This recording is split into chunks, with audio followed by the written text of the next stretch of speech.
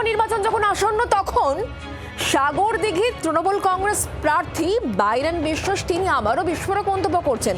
বিগত কয়েকদিন ধরে লাগাতার তার একাধিক মন্তব্য সামনে আসছে। যেমন এখন তিনি কি বলছেন, তিনি বলছেন আমি আমার বিধানসভা কেন্দ্রে হেরে যাব। হ্যাঁ, তিনি নিজে বলছেন এই কথা, তিনি তার বিধানসভা কেন্দ্রে হেরে যাবেন, এটা তার ভবিষ্যৎবাণী। তিনি শুধুমাত্র নিজের সম্পর্কে বলছেন এমনটা নয়, কিন্তু তিনি বলছেন জঙ্গিপুরের প্রার্থী জাকির হোসেন তিনি হেরে যাবেন, ফরাক্কার প্রার্থী আমিরুল ইসলাম তিনি হেরে যাবেন, শামশেরগঞ্জের প্রার্থী তিনিও নাকি হেরে যাবেন। এমনই ভবিষ্যৎবাণী বাইরন বিশ্বাসের।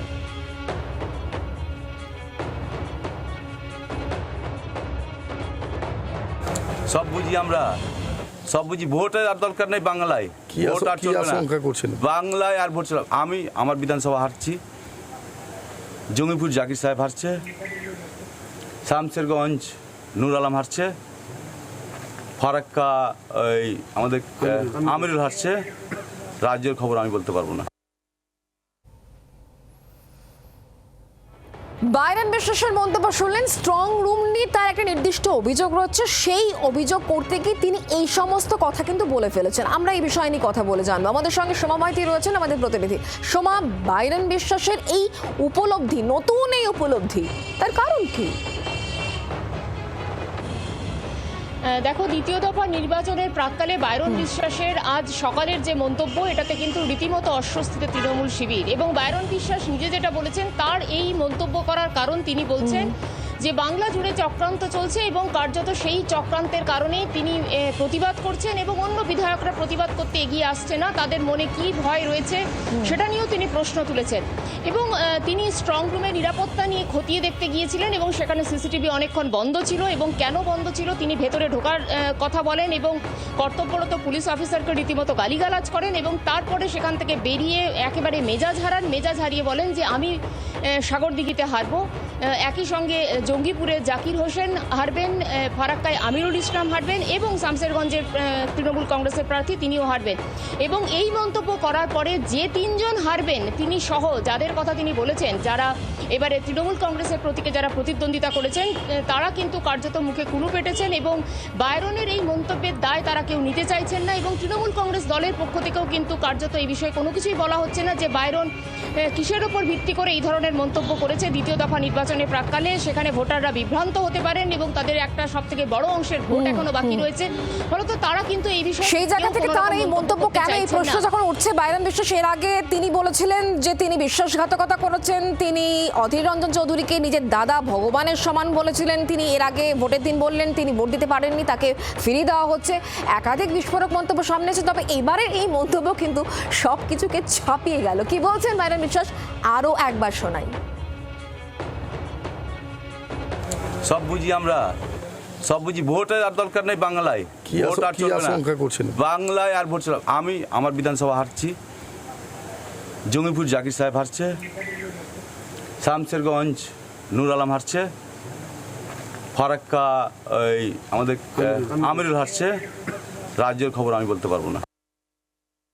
আমরা কথা বলবো, এই মুহূর্তে আমরা যোগাযোগ করেছি ঝন্টু বড়াইক, রাজনৈতিক বিশ্লেষক আমাদের সঙ্গে রয়েছেন একেবারে সরাসরি। ঝন্টুদা, কিভাবে ব্যাখ্যা করবেন বাইরন বিশ্বাসের এই উপলব্ধি? তৃণমূল কংগ্রেসের তো অস্বস্তি।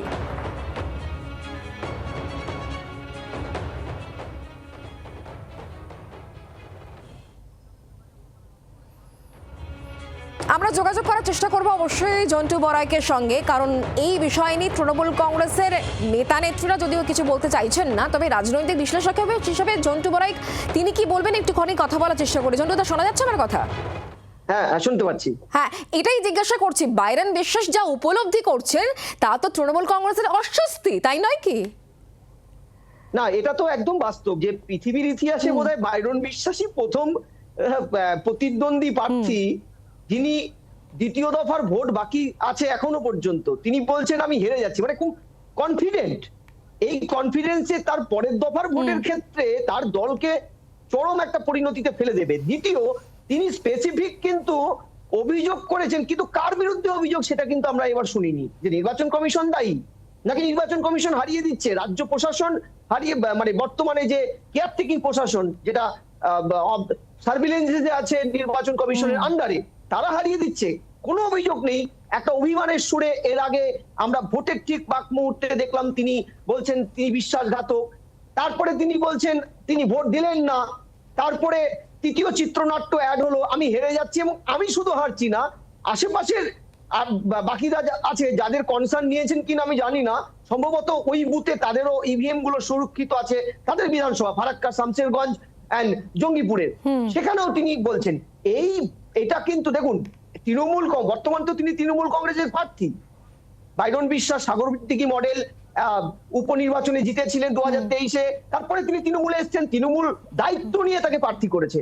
আজকে প্রশ্নটা হচ্ছে যে তৃণমূল কংগ্রেস এই নির্বাচন কমিশনকে সার্টিফিকেট দিচ্ছে, লাস্ট 5 মাস ধরে নির্বাচন কমিশন তৃণমূলের একটা প্রতিদ্বন্দ্বী পার্টি, বিরোধী পার্টির ভূমিকায় তারা নির্বাচন কমিশনকে দেখেছিল, সেই নির্বাচন কমিশনকে সার্টিফিকেট দিয়েছে ভোটটা মানে বিনা রক্তপাতে, বিনা মানে লাশ বা হত্যার বা খুনের না করে একদম পরিষ্কার ভাবে।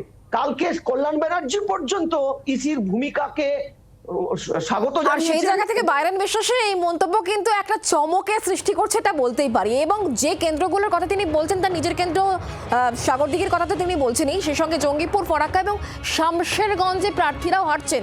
এই কথা যখন বাইরন বিশ্বাস বলছেন, এই কেন্দ্রের প্রার্থীরা মুখ খুলছেন না, কিন্তু কুণাল ঘোষ কিছু কি বললেন দেখুন তো।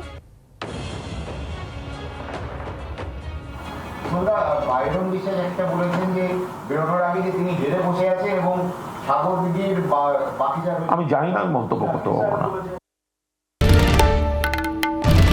বাংলার আওয়াজ, বাঙালির আবেগ, জি 24 ঘন্টা।